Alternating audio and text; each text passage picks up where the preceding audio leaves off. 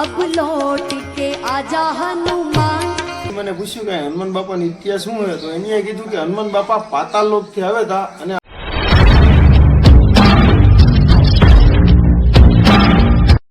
તો ફાઇનલી મિત્રો જે ઓમકારેશ્વરમાં સુતેલા હનુમાન બાપાનું મંદિર છે ને ત્યાં અમે પૂગી ગયા. તો બોલો જય શ્રી રામ. જય શ્રી રામ. જય જય શ્રી રામ.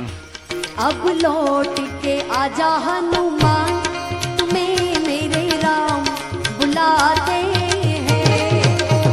अब लौट के आजा हनुमान, तुम्हें मेरे राम बुलाते हैं। तय पवन सुत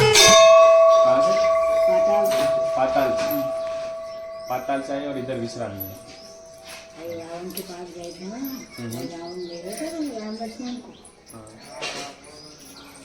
तब लक्ष्मण जी को बचाने के लिए गए तब। देवी जी से उनकी कुल देवी को पेड़ में छिपा के लाया। हाँ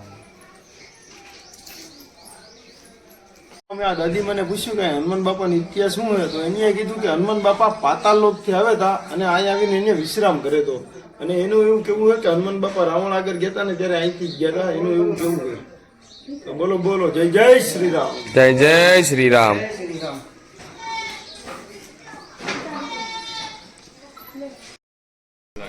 તો ફાઇનલી મિત્રો અમે હનુમાન બાપાના દર્શન કરીને ગૌરી સોમનાથના મંદિરે પૂગી ગયા. તો બોલો